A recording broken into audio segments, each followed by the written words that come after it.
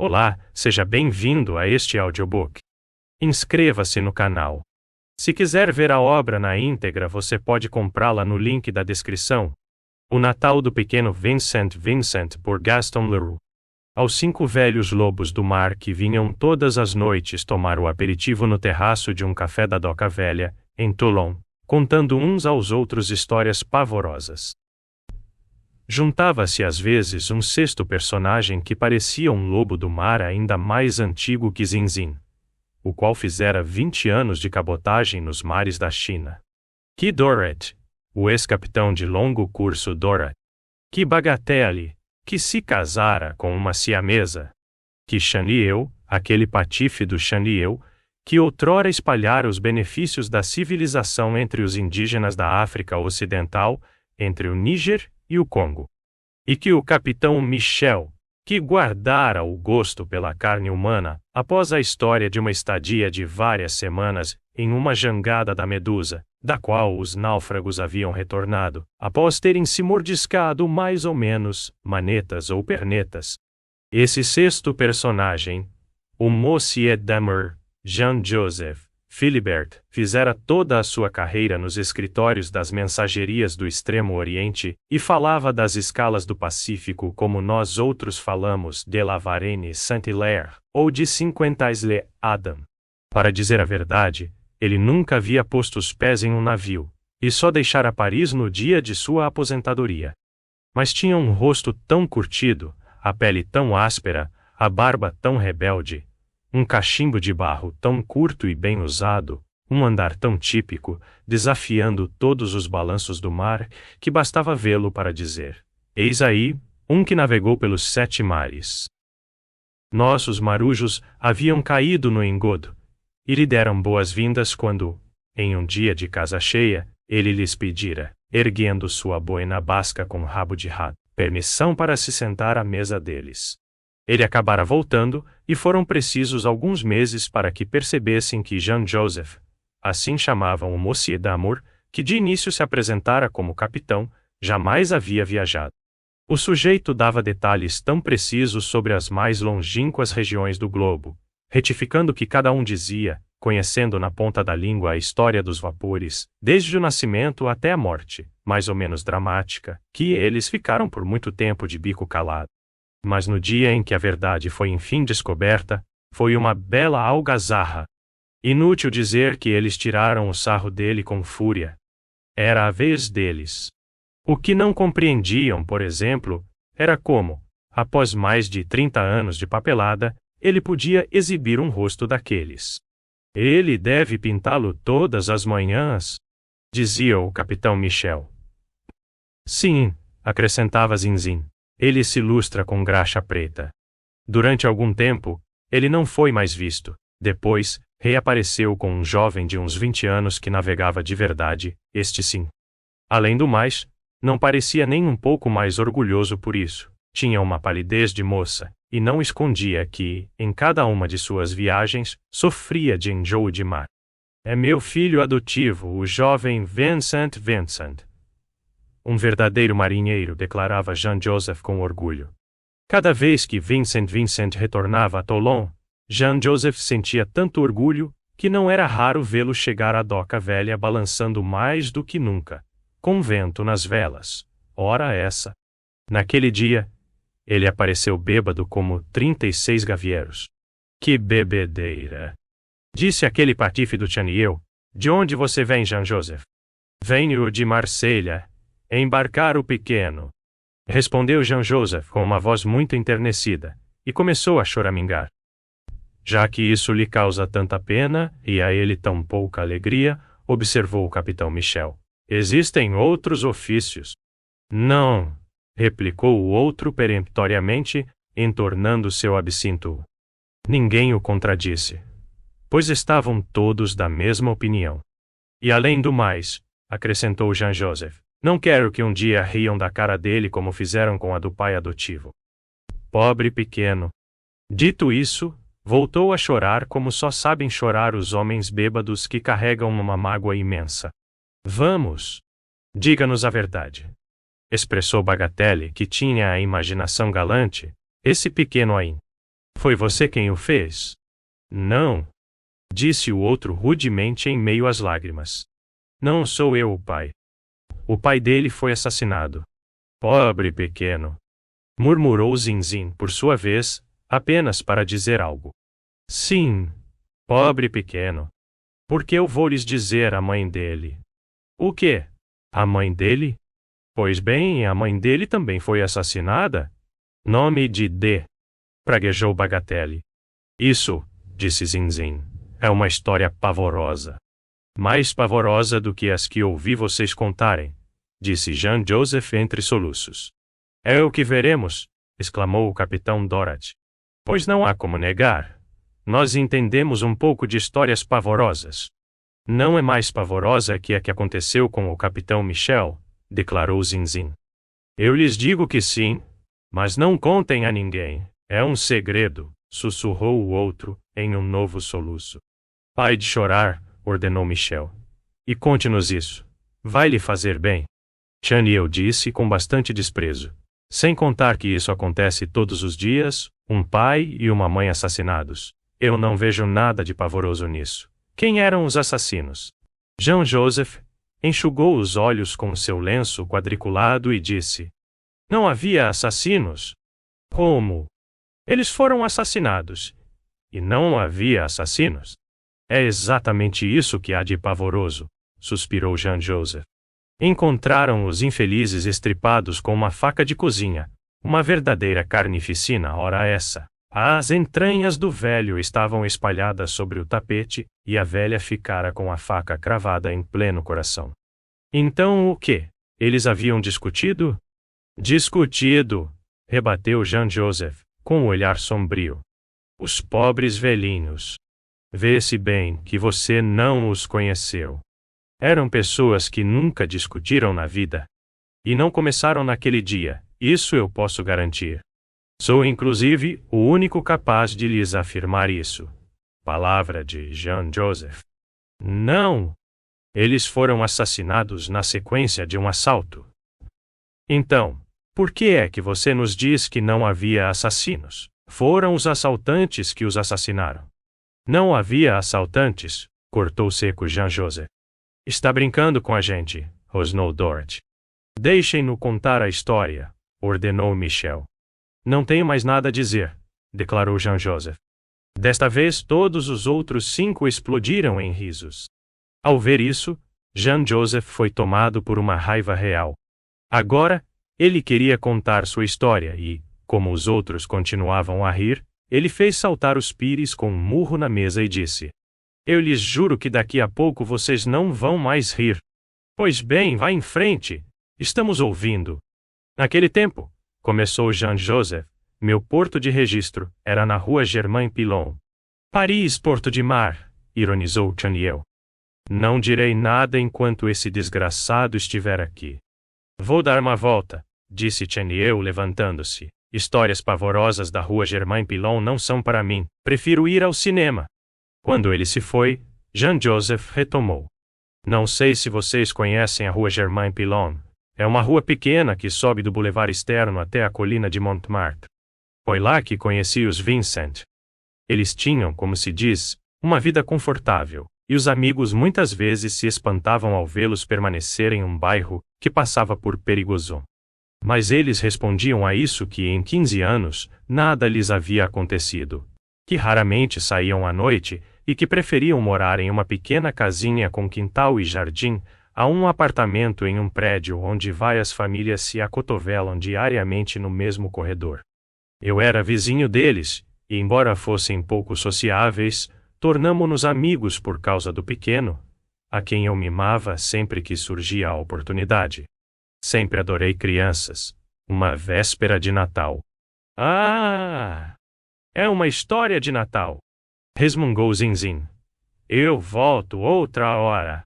E foi se juntar a Chen Liu. Tem alguma mulher na sua história de Natal? Perguntou Bagatelle. Tem. Pois bem. Prossiga. Numa véspera de Natal, eu estava ausente de Paris naquele momento. Do contrário, nada disso talvez tivesse acontecido. A senhora Vincent desceu com passos abafados a escada que conduzia à sala de jantar, onde seu marido a esperava, com os pés nos trempes da lareira. O pequeno está dormindo? Perguntou o Sr. Vincent. Como um anjo, respondeu a boa mulher. Adoravam aquela criança da sua maturidade. Sua chegada tardia, ao mesmo tempo que os preenchera de satisfação, cumulou-os de uma alegria quase sobre-humana. A Sra. Vincent tinha 45 anos quando essa felicidade lhes aconteceu, e o Sr. Vincent, 55. Veem-se tais milagres. Eram um casal modelo. Tinham vivido, até então, um para o outro. A partir dali, não viveram senão para o pequeno.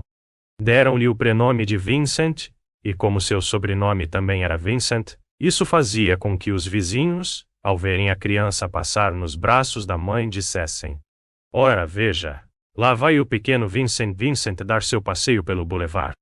Eu também, declarou Dorothy. E levantou-se. Espere ao menos pela história da mulher, disse-lhe Bagatelle. Que se dane. Jean Joseph não tem graça nenhuma. Não está nem mais bêbado. Jean Joseph, exclamou Bagatelle, jure-me que a história da mulher vale a pena. Eu diria, replicou Jean Joseph, que é impossível imaginar algo mais atroz. E é uma história de amor. E como?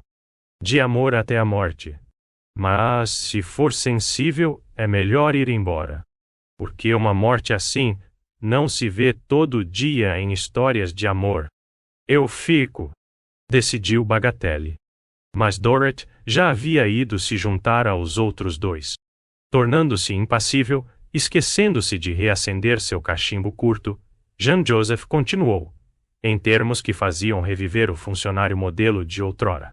Seria de todo ocioso entrar nos detalhes de uma educação primária que visava nada menos que tornar o pequeno Vincent a criança mais insuportável da Terra. Nada era bom o bastante, nada era belo o suficiente para o pequeno Vincent. Os dois cônjuges haviam sido dos primeiros funcionários da famosa loja de novidades. Aqui se veste muito bem, e quando o pequeno veio ao mundo, ganhavam, entre bons e maus anos, contando com as comissões, cerca de 20.000 francos, o que lhes permitira, graças aos seus gostos modestos, acumular sérias economias. Após o evento, embora não hesitassem em gastar a torto e a direito com o pequeno, tornaram-se avarentos consigo mesmos. Nada de festinhas, nada de teatro, nada de passeios aos domingos, nada de soirées para convidar os amigos. Tudo aquilo era economia garantida para a criança, que a desfrutaria mais tarde. Enquanto esperavam o momento de lançá-lo ao mundo, Vincent adormecera naquela noite que era, como lhes disse, a de Natal, após ter deixado seus sapatinhos num canto da lareira da sala de jantar. Vincent, venha me ajudar. Vamos montar a árvore de Natal. Sim, é isso.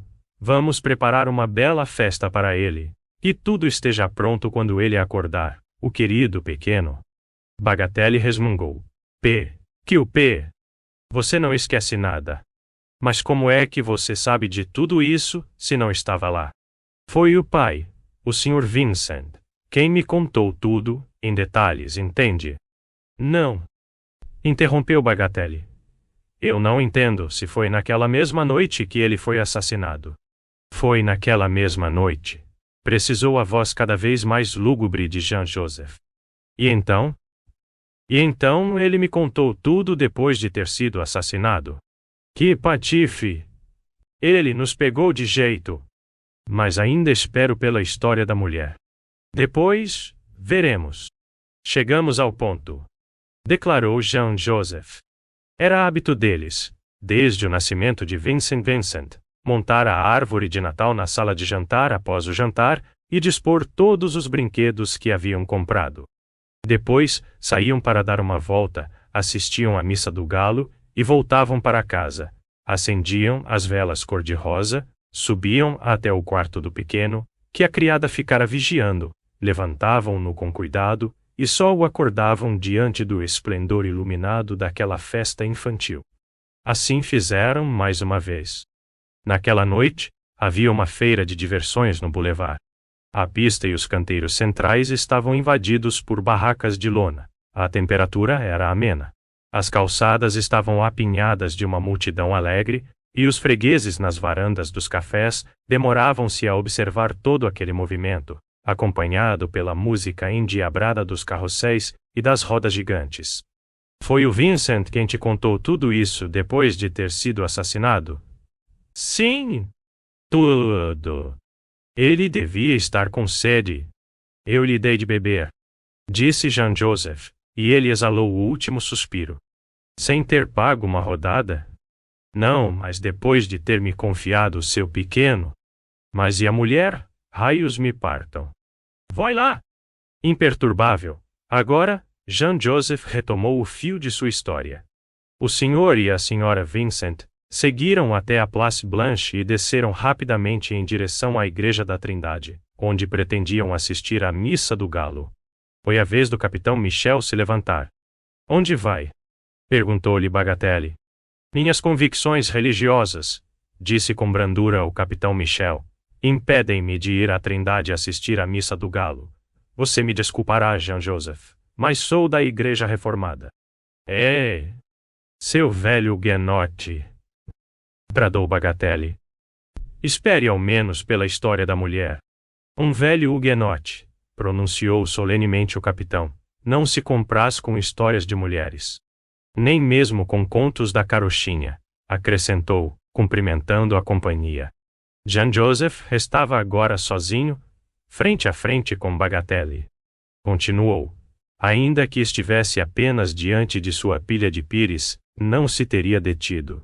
A história o dominava. Era a primeira vez que a narrava e seria, sem dúvida, a última.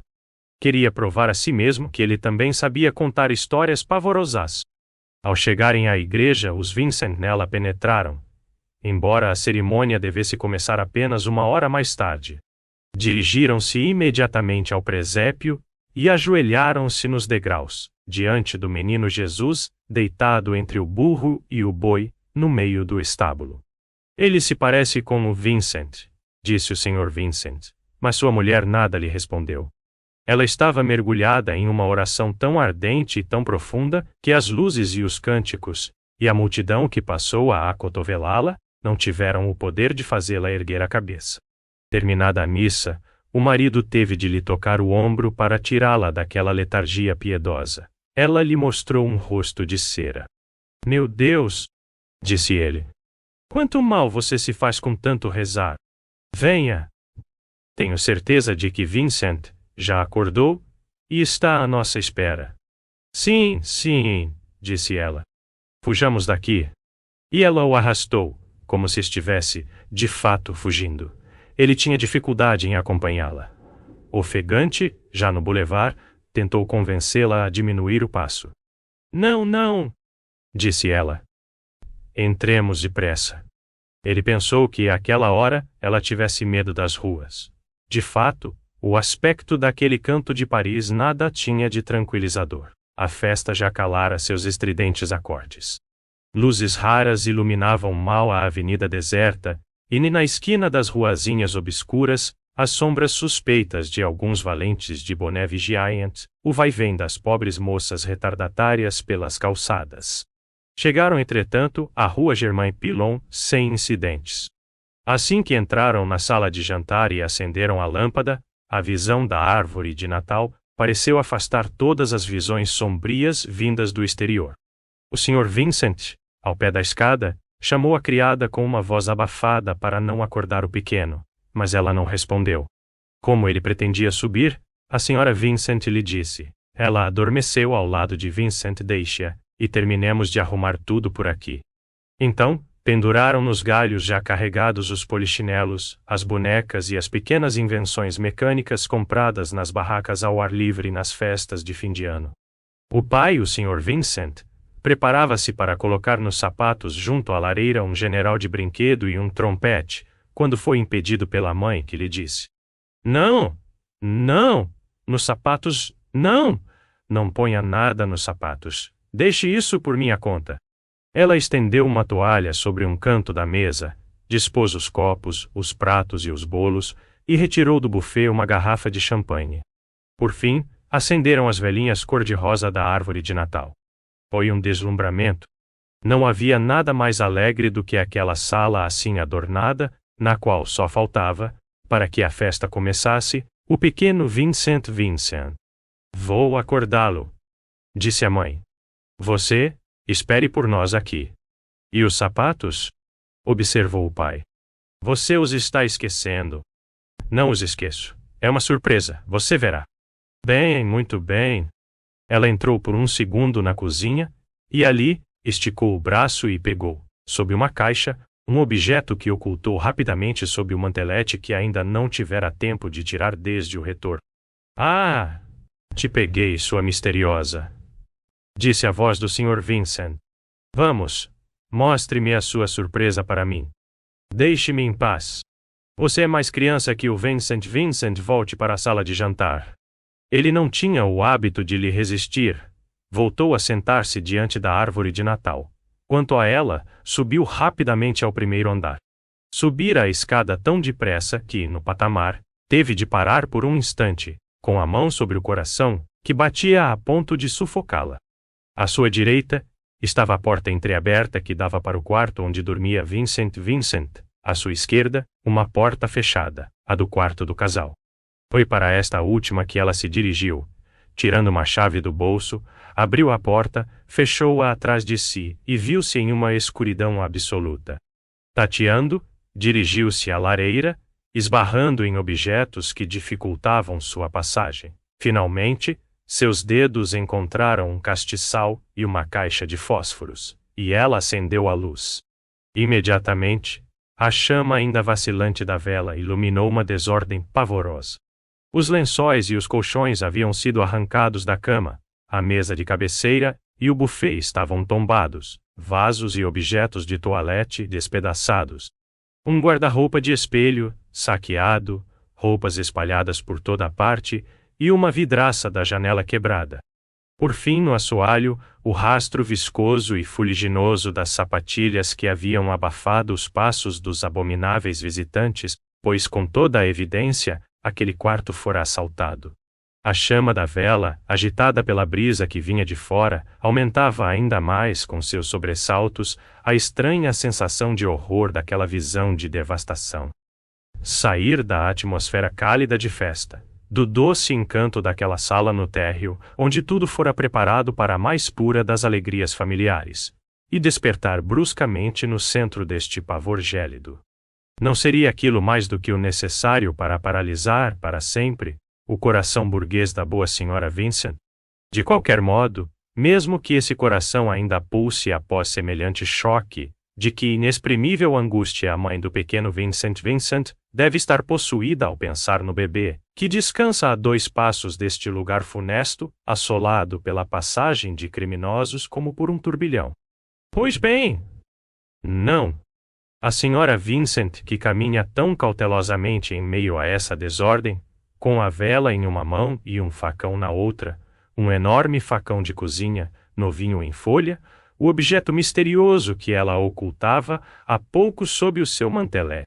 A senhora Vincent não demonstra, em sua atitude, nem surpresa, nem pavor. Ela sabia que houvera um assalto e escondeu do marido para não estragar a festa. Interrompeu Bagatelle, que não era de todo desprovido de lógica. Mas eu já lhe disse que não houve assalto nenhum. Ou você está ficando louco, ou eu estou ficando idiota. Ora, e a mulher, a tal mulher, o que é que ela faz nisso tudo? Foi a mulher quem assaltou. Raios me partam.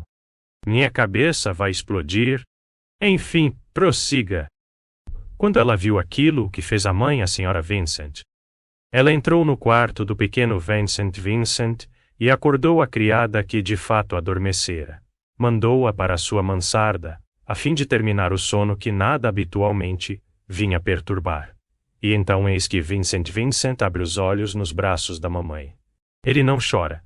Sabe que é Natal. Sonhou com isso. Acorda com a ideia fixa nos tesouros que o esperam lá embaixo. Já bate as mãozinhas uma contra a outra. Natal! Natal! e cobre de beijos as bochechas da mãe como se fossem feitas de nougat de Montelimar. O pequeno logo está rodeado de alegrias. Estende agora as mãos para a árvore de Natal. Quer tocar em tudo, pegar tudo, desfrutar de tudo ao mesmo tempo. Mas, de repente, a alegria da criança fica suspensa. Ele viu os sapatinhos na lareira e notou que estão vazios. E então, põe-se a chorar. Vincent lança à mulher um olhar de reprovação. Por que causou a ele essa tristeza?